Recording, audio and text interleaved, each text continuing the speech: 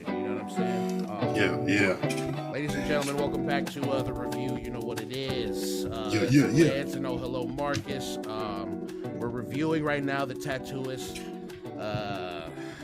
Not the biggest fans of the movie, but we're sitting here trying to like from first watch, right? For me, Jake represents he represented like the colonists, right? The colonialism of the Pacific Islands. You know what I'm saying? He comes over here, he comes to New Zealand, tries to what he says learn from the culture or whatever, but he's literally just stealing design, stealing you know the meaning, whatever, what have you, culture from a place that he just doesn't know or understand. You know what I'm saying?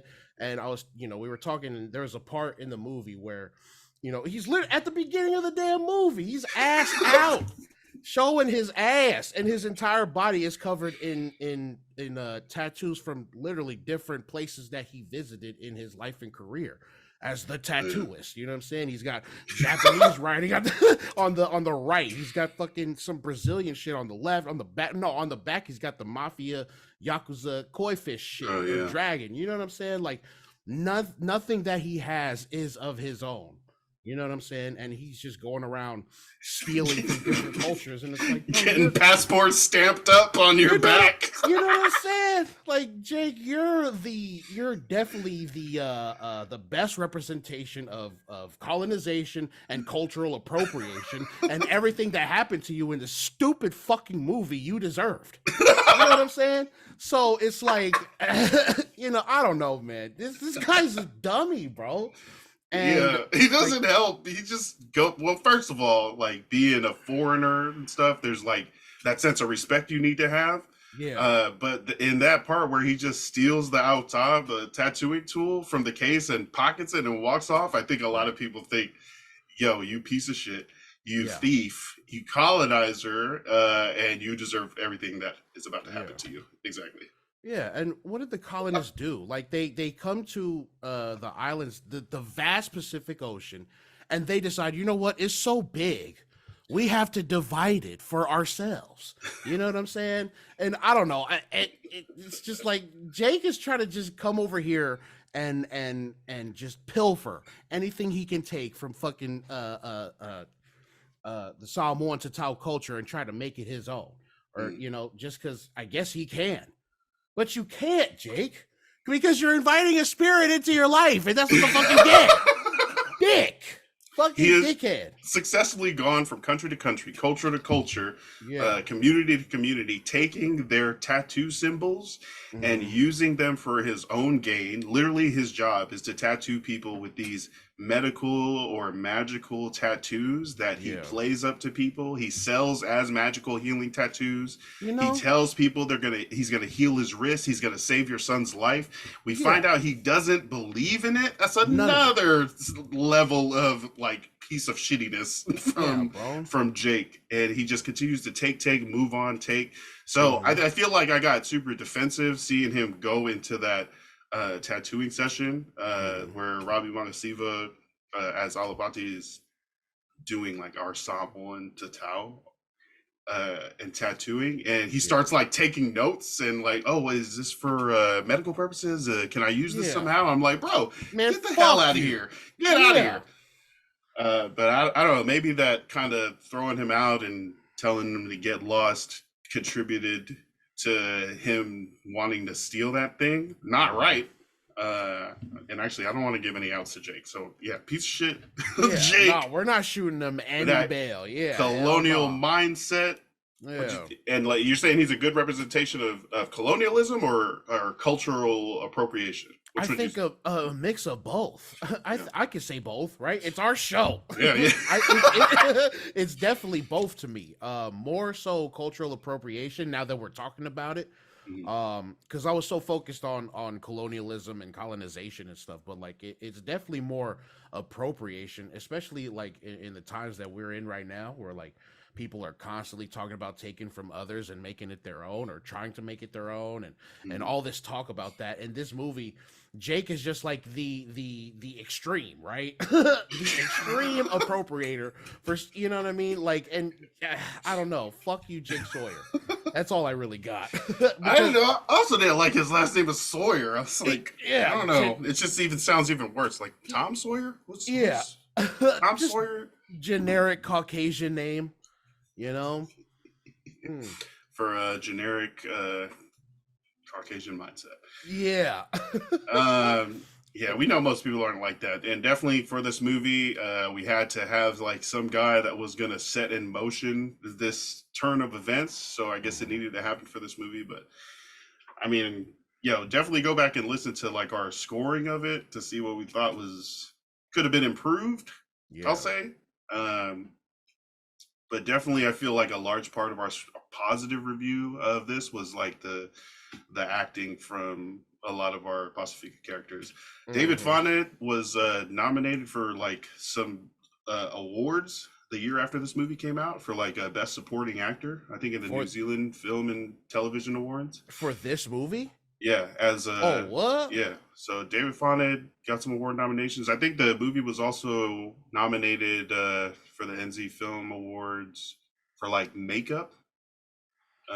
Okay. So there are definitely some positive parts that people enjoyed and that even we saw that we liked. But yeah, go and watch this movie to fully understand it. Listen to our review. There could have been better. Yeah, colonialism, cultural appropriation.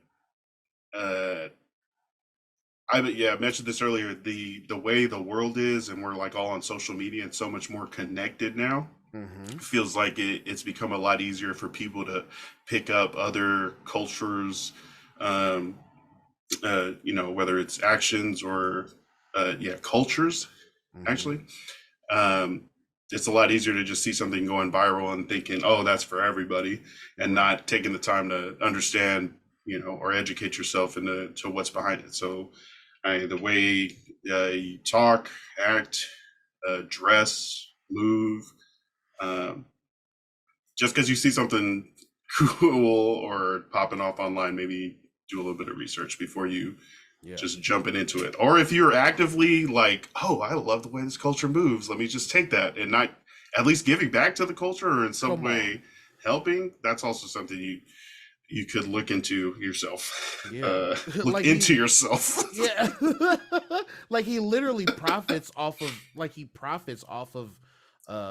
everything that he take, And what does he help the monks? Does he like help the like people in the country that he does, or is he just using their customs and traditions and images for his own profit as he moves around the world? He doesn't even believe in what the fuck he's doing. You know what I'm saying? He doesn't even believe in it. So it's like, you know what? Fuck you. Go for something else. You know what I'm saying? Go try to make something of your own. And like people try to shoot some people some bail, right? It was like, I love the culture. I feel at one with the culture. Like I truly understand it. All right, then cool. Then do exactly what you just said and give back. You know what I'm saying? And Jake didn't do none of that. He just came and take until it was an inconvenience to him. You know what I'm saying? So it's no. Yeah, he wasn't even trying to give back. He's literally just lying about the healing properties of his tattoos and using them to make money for himself. So shame on Jake. Yeah, exactly. Shame on Jake. Down with the colonizers and shame on Jake, bro. So what you got for us, man? What the hell did you come up with when you're watching this this movie? I thought about the Scepter Nun sister from Game of Thrones. I sent you that gif where she's following Cersei down the street as Cersei walks back to the Red Keep, and she's like, shame, shame, shame, just ringing a bell. People are throwing stuff out on her. And like how much that over different characters in this movie, the Tattooist, resonated or should have resonated. Definitely have Jake, who should feel shamed from just going around taking, as we've been talking about, but he doesn't. He continues to move on until something jumps out and it really affects him, like a cursed spirit coming to murder all the people that you started tattooing. Yeah. But I think the biggest kind of examples of shame in this movie are the Paranesa family, whose son Lomi was the one that David Fonda's character, Uncle Va, kills. And then we have David Fonda's character, Mr. Va, the uncle, the OG tattooist, who, when he infected Lomi Paranesa, ends up killing him because if people found out that his work was infected or he didn't do it right, he would be shamed and they wouldn't come back to him. So of course, he has to like dispose of the evidence and says, oh, Lomi just couldn't handle the pain. He was so shamed he never came back home. Right. And this is this also goes on to affect the Paranesa family because a member of their family couldn't finish getting his pe'a. It's shameful to them because it's like, oh, he's weak. He couldn't take the pain. He couldn't take the journey. And those two, for years and years, that secret is hidden, and that shame like continues to grow to the point where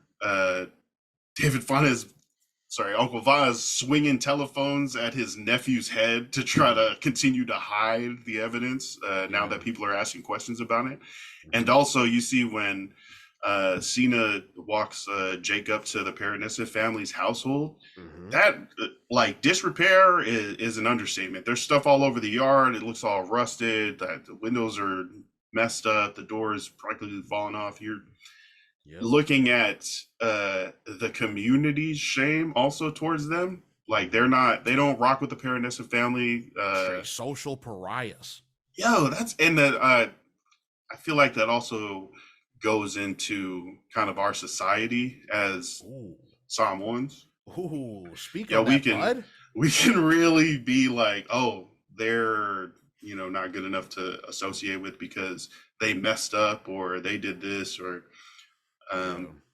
and I think also in small communities or where you're not as connected, those things can grow. Like we talked about it in The Legend of Johnny Lingo and the rumors and the way you can create that shame within the community when the community is like, oh, yep, they are them and we are us and they are less than, and let's treat them like that. So I feel like the community should be ashamed for the way they just kind of kiaed the Paranesa family. But you see the dad, when Jake goes into the house, you got a good look, boy. He's ashamed. He's feeling it. He's like, what is this guy here for? And just trying to get through that. Shame is like defined as like a negative feeling or emotion after knowing that you've done wrong. And before we go back to Uncle Va, I don't think the dad, he obviously didn't do anything wrong. His son was murdered and it was hidden, but the shame he feels for his family and by the community was really crappy. You see how years of that can kind of spiral even further. So maybe check on, reevaluate those you think are shameful and maybe check on them. And there was like really no other evidence besides what people's rumors and hearsay was. You know what I'm saying? Like all everybody thought because of Mr. Va's lies was like, yo, he fucking ran away, so he couldn't take it, so whatever. That's it. That's it. That's really all it takes. It doesn't take much. You don't even need evidence to make someone feel ashamed for whatever the fuck. You know what I mean? You just need one respected member in the community to lie, bro. And things go away. Yeah, and at the end, like with Mr. Va and finally being found out for what he did, like he literally, he's literally cutting. Like it's I don't know. That seems like a good representation of like shame and oh man, yeah, you know what I'm saying? It's like you don't deserve to have that now because of what you did. You should be ashamed of yourself. Get that shit off, bro. And then you don't deserve to wear the bear. Yeah, you don't deserve to wear the bear. You know what I'm saying? Yeah. His screams are crazy. I think that was like the creepiest part of the movie for me. That might have been like the part that like kind of right. That's good, right? That's a good shot. Like it's all at night. You don't see what's going on, but you know it's the implication. Has to rip off that the market there, man. But that also you talk about characters that were shamed at the beginning of the movie when Jake's dad is walking down the stairs. He literally does the same thing. I mean, to Jake, he cuts off that pentagram and tattoo off of his forearm because he's like ashamed of his son for going and getting that tattooed. Mm-hmm. Now Mr. Va is wearing his shame on his mutilated ass body. Yeah. But I mean, and then going back to Mr. Va just being like one of the most respected tattooists in the community, like even years later after he's retired, people still look up to him. He still looks kind of rich, community standard, like comparison. Doing well for himself and his name. And I mean, he's passed on the art to Alapati and the tattoo that killed Lomi. Yeah. Mm-hmm. He's like, yeah, go ahead, have that. Get away from me. Go to Singapore. Yeah. It's out of my hands. It's evidence. It's evidence. Oh, yeah, exactly. But that shame that his whole career was going to come crumbling down because of one infected or tattoo or work, and the shame enough that he was like, I don't want that to happen. I'm literally going to murder somebody instead.